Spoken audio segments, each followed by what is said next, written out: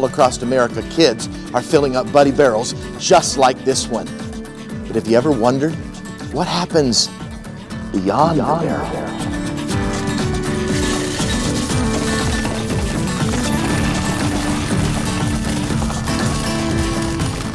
You know, there are a lot of hurting people in the world.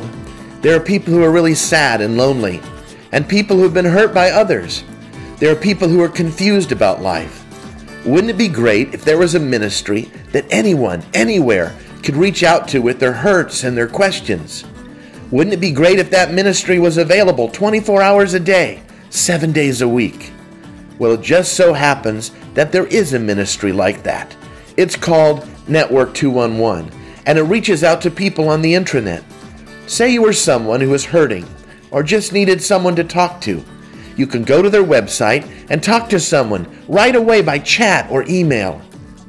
Network 211 is helping hurting people and sharing Jesus with them all over the world. BGMC partners with Network 211, and your gifts are connecting hurting people with those who care.